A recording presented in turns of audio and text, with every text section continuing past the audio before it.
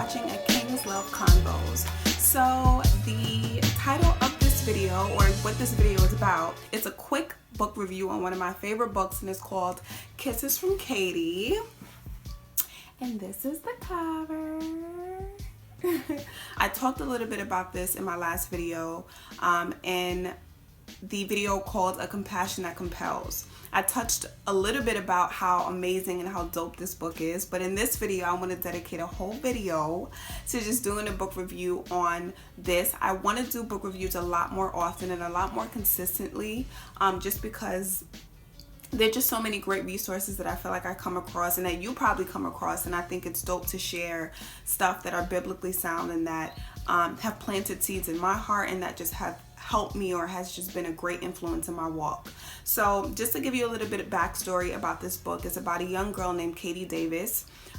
She is originally from the United States, and she ends up going on a mission trip, I think in her senior year of high school, I believe.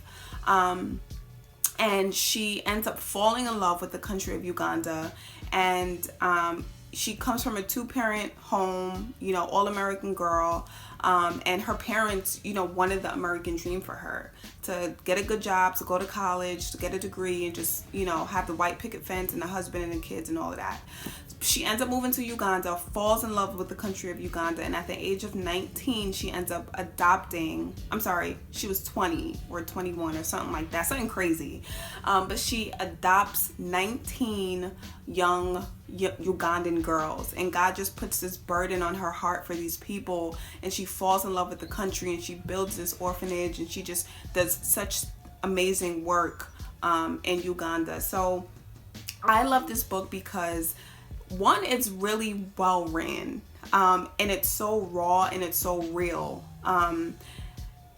You have to read it to get it, but she doesn't portray herself as this Christian superhero, and she just points back to the word. And that's another thing that I love about it, is though she's journaling and though she talks about her journey, she always points to Jesus, and it goes back to the word. And I just love her humility, and I just love how she communicates her heart, and it's so clear and it's so transparent. And I'm going to be real with you. I'm going to warn you that you will cry unless you don't have a heart. There has been times on the train that I've been reading this or just reading this in public, and I had to put on my big girl drawers and hold back tears, because it is so deep and it is so beautiful, and I genuinely love this book. I'm gonna read a quick passage from it. And she says, "People from my home say I'm brave. They tell me I'm strong. They pat me on the back and say, 'Way to go, good job.' But the truth is, I am not really brave. I am not really strong. I am not doing anything spectacular. I am simply doing what God has called me to do as a person who follows him. He said to feed his sheep, and he said to care for the least of these. So that's what I'm doing, with the help of a lot of people who make it possible, and in the company of those who make life worth living." Again, I love the fact that she doesn't portray herself as this Christian superhero, but she just portrays herself as a follower of Christ. And she lets it be known that people hear her story and think that she's special, or she is doing something out of the ordinary. But when you look at the word of God, the simplicity of the word of God, when God tells us to feed his sheep and to care for orphans and to love on people, we read stories like this and we think it's radical, but Jesus never intended this to be radical. This is supposed to be our obedience to God. And no, everyone's not called to Uganda. Everyone's not called to, go start a church in Africa and do these things, but we are called to love people radically. We are called to love our neighbor as we love ourselves. And so if we can't miss a meal, and if we refuse to go without, why is it okay for the person next to me to? You know what I mean? So I just love this book. It has challenged me so much.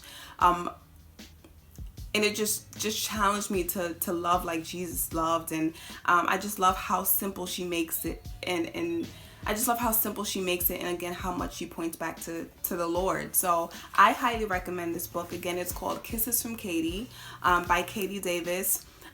Y'all know I love me some, you know, Amazon, because you could get like a book for like $1 on Amazon. So I highly suggest that you get it. I will post the link down below. I don't have any affiliation with the girl. I don't know her personally, but I love her story. I love her heart for Jesus. And she's like I'm a fan, but I just genuinely admire her heart. So she's dope. This book is dope, and I highly suggest you check it out. And if you do get it, or if you have read it, comment down below. Let's talk about it, and let's cry together. Thank you guys so much for watching this video, and I'll see you in my next video. Bye.